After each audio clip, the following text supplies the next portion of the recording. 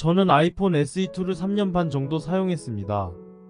계속 안드로이드 폰을 쓰다가 아이폰을 써보고 싶다는 생각이 들었는데 노치나 펀치홀이 화면을 가리는 게 마음에 들지 않았고 홈버튼이 있는 아이폰이 예뻐서 쓰고 싶다는 생각이 들었습니다. 기기값도 굉장히 저렴한 편이어서 또 좋았습니다. 카메라 성능은 제게 그다지 중요하지 않았습니다. 사진을 찍을 수 있을 정도면 충분하다고 생각했습니다.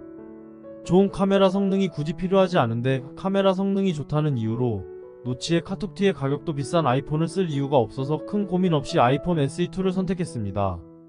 아이폰 SE2를 3년 반 사용하면서 칩셋 성능 측면에서는 아쉬움이 없었습니다. 디자인도 예쁘고 가볍고 좋았습니다. 거의 유일하게 아쉬웠던 건 작은 폰들의 어쩔 수 없는 문제인 배터리 성능이었습니다. 배터리가 그냥 녹았습니다. 폰을 많이 쓰는 날은 하루에 2번, 많게는 3번까지 완충을 해줘야 했습니다.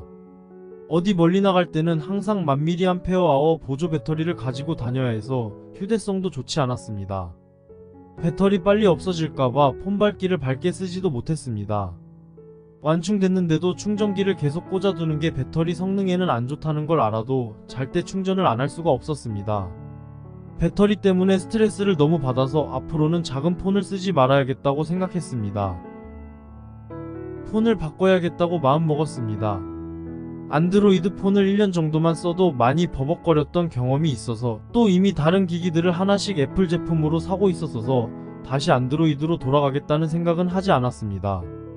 삼성페이도 안 써봤으니 필요하다는 생각이 안 들었습니다. 그냥 하던 대로 지갑 들고 다니면 되니까요. 어쨌든 새 아이폰을 사야겠다고 마음먹었습니다. 유튜브를 하기로 결심했었기 때문에 이제는 카메라 성능이 꽤나 중요해졌습니다. 폰에 동영상을 많이 넣어야 하니까 용량도 중요했습니다. 적어도 256기가는 되어야 하겠다 싶었습니다. 그리고 배터리가 매우 중요했습니다.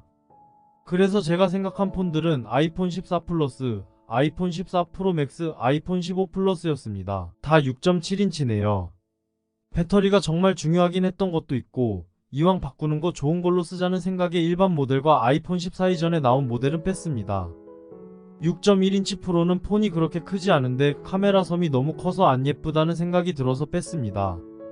아이폰 15 프로 맥스도 6.7인치이지만 후보에서 배제된 건 티타늄 재질의 변색이나 내구성 이슈가 있어서 그랬습니다. 내추럴 티타늄을 쓰면 변색티가 덜 난다고는 하던데 내추럴 컬러가 안 예뻐서 별로 쓰고 싶지 않았습니다. 어쨌든 제가 생각한 저의 다음 폰 후보 3가지의 특징을 말씀드리겠습니다. 제가 언급한 것들 중 일부는 제 뇌피셜입니다. 아이폰 14 플러스. 성능이 엄청 뛰어난 건 아니라서 배터리는 오히려 오래 갈 거다. 가격이 가장 싸다. 다이나믹 아일랜드가 궁금하지만 노치 디스플레이이고 라이트닝 포트인 게 아쉽다. 아이폰 14 프로 맥스. 프로니까 카메라나 칩셋 성능은 가장 좋을 것이다. 셋 중 유일하게 120Hz 주사율이다. 하지만 셋 중 가장 무겁고 라이트닝 포트인 게 아쉽다. 아이폰 15 플러스. 셋 중 배터리 성능이 아마 가장 좋을 것 같고 C타입이다. 세 개의 폰들 사이의 우열을 가리는 게 쉽지 않았습니다. 나름대로 열심히 준비했지만 결국에는 당근마켓에서 가장 빨리 제 눈에 띈 아이폰 14 프로 맥스를 구입하게 되었습니다. 아이폰 14 프로 맥스를 쓰면서 크게 만족스러웠던 부분들을 말씀드리겠습니다. 유튜브 때문에 카메라 성능 좋은 걸 샀지만 저는 카메라에 대해서 엄청 잘 알지 못합니다. 그런 저에게 사진 동영상 결과물은 아이폰 SE2에 비해서는 만족스러웠습니다. 아무래도 렌즈 크기가 전보다 훨씬 커지니까 당연히 사진이 잘 나오는 것 같습니다. 가장 만족스러운 건 역시 배터리와 화면 크기였습니다. 원래는 화이트를 쓰고 싶긴 했지만 딥퍼플 색상도 기대했던 것보단 훨씬 예뻤습니다. 다음으로 크게 만족스럽진 않고 그냥저냥 괜찮았던 부분들을 말씀드리겠습니다. 120Hz 주사율에 대해서는 전보다 매끄럽기는 하지만 그래서 너무 좋다는 느낌을 받지는 못했습니다. 이런 쪽에 둔감한 편이긴 합니다. 애플이 언제까지 프로 모델과 일반 모델의 주사율 차이를 둘지는 모르겠으나 주사율 때문에 꼭 프로로 가야 한다까지는 아니었습니다. 페이스 아이디를 이번에 처음 써보게 되었는데 생각보다 인식 속도가 빠르다는 느낌을 받았습니다. 다만 옆으로 누웠을 때 얼굴 인식이 그렇게 잘 되지 않았습니다. 약간의 뒤척임과 얼굴 재정비가 필요했습니다. 개인적으로는 터치 아이디가 더 편하긴 한데 페이스 아이디도 괜찮았습니다. 칩셋 성능도 굉장히 좋다는 느낌을 받지는 못했습니다.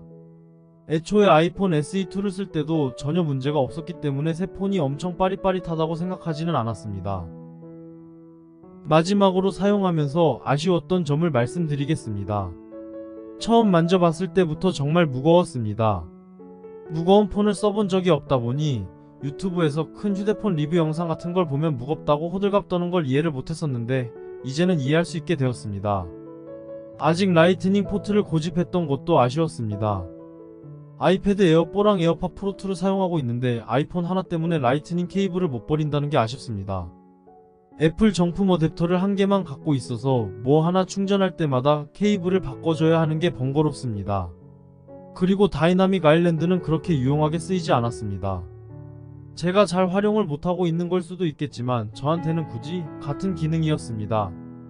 유튜브 볼 때 영상을 침범하는 경우도 있었습니다.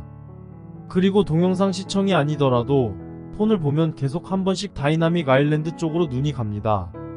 조금 거슬리지만 견뎌봐야 할 것 같습니다. 이제 배터리로부터 굉장히 자유로워졌지만 여전히 아이폰 SE2를 쓸 때의 습관이 남아있습니다. 배터리 잔량을 항상 20%에서 80% 사이로 유지하고 있습니다. 완충이나 방전이 요즘 폰에 들어가는 리튬이온 배터리 성능이 안 좋다고 합니다. 단축 앱의 자동화에서 배터리 잔량이 20%일 때와 80%일 때 알림음을 재생하게끔 설정해 두었습니다. 20%일 때 충전기 꽂고 80%일 때 빼고 있습니다. 이제는 잘 때 충전을 안 할 수 있게 되었습니다. 아이폰 14 프로부터 새로 들어온 기능인 AOD를 저는 쓰지 않고 있습니다. 어찌됐든 꺼놓는 게 배터리 절약에 좋을 것입니다. 남들이 제 폰을 보는 게 싫기도 하고 배경화면 꾸미는 것도 귀찮아서 해놓지 않았습니다. 내 피셜인데 배경화면을 그냥 검은색으로 해두는 것도 배터리 아끼는 데 도움이 되지 않을까 싶습니다. AOD를 안 쓰는 것과 비슷한 이유로 iOS 17 업데이트 후 추가된 기능인 스탠바이도 저는 사용하지 않고 있습니다. 아이폰 SE2를 3년 반 썼다는 것에서 아시겠지만 제가 꽤나 둔감하고 참을성이 좋은 것 같습니다. 그래서 아마 아이폰 14 프로 맥스는 더 오래 쓰지 않을까 싶습니다. 아쉽다고 언급된 것들 중 라이트닝 포트는 이제 안 쓰일 것 같습니다. 남은 문제들이 좀 개선될 때까지는 아이폰 14 프로 맥스를 쓰면서 버텨야 하겠습니다. 제가 바라는 건 크기와 배터리 성능을 유지하면서 가벼워지는 것과 전면 카메라에 UDC 기술이 적용되는 것 정도입니다. 전혀 전문적이지 않은 제 후기가 도움이 될는지는 모르겠습니다. 3개의 후보 중 C타입 때문에 아이폰 15 플러스를 골랐다면 가장 만족했을 것 같습니다. 다른 성능들은 어느 폰을 골랐든 괜찮은 만족감을 줬을 것 같습니다. 전자기기 리뷰 영상을 또 올린다면 다음 영상으로 맥북 프로 M3를 다뤄볼까 합니다. 긴 이야기 들어주셔서 감사합니다.